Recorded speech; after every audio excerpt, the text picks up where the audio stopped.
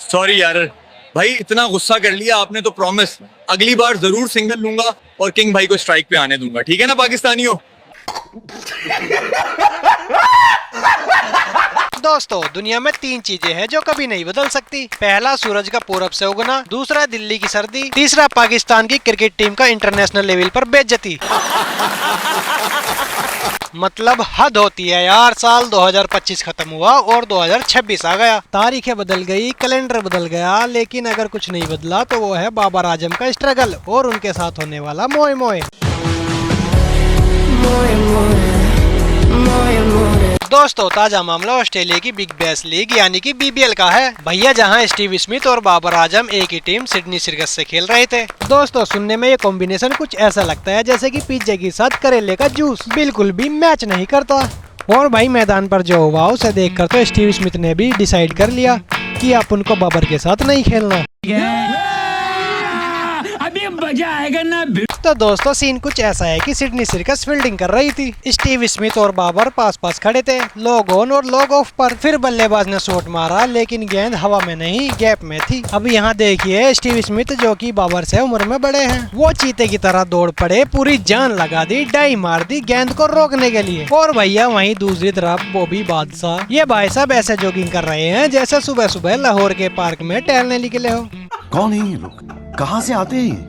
इनके दौड़ने की रफ्तार को देखकर लग रहा था कि भैया इनके जूतों में 2-2 किलो की लोहे की प्लेटें लगी हो। और जहां एक तरफ स्मिथ ने डाई लगाई और वहीं दूसरी तरफ बाबर को देखा कि वो अभी पहुंच रहे हैं। उसे देखकर स्मिथ का रिएक्शन कुछ ऐसा था कि भाई तू रहने दे, तेरे पे ना हो पाएगा। ओए,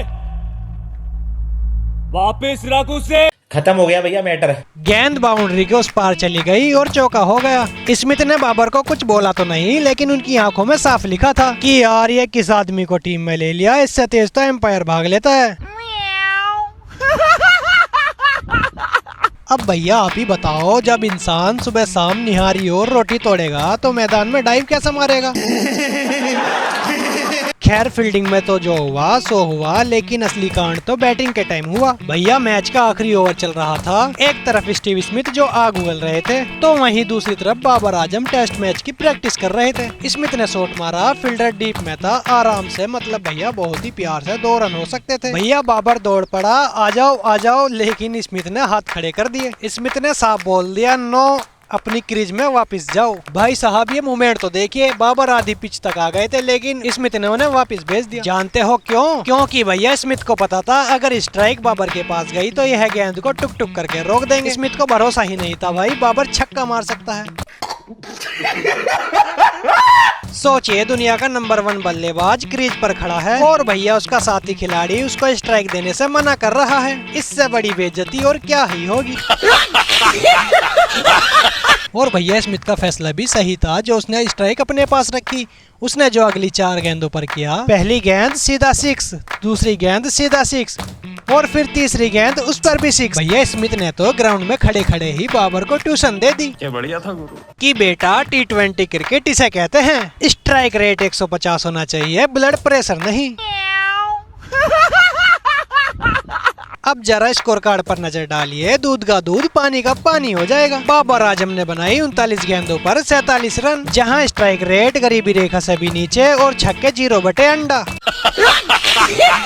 और वहीं दूसरी तरफ स्टीव स्मिथ ने 42 गेंदों पर ही सेंचुरी ठोक दी और भैया पूरे 9 छक्के उड़ा डाले। मतलब बाबर ने पूरे मैच में जहां बाउंड्री नहीं मारी, उससे ज्यादा तो स्मिथ ने बॉल को बाउंड्री के बाहर पहुंचा दिया। भाई, ये देखकर पाकिस्तान के फैंस का क्या हाल हो रहा होगा।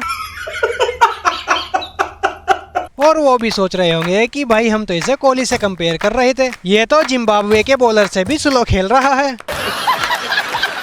भैया, अब तो सिडनी सर्कस भी सोच रही होगी कि बाबर को टीम में लिया था रन मशीन समझकर, पर ये तो सिलाई मशीन लिगड़ा, एक ही जगह पर खटखट कर रहा है।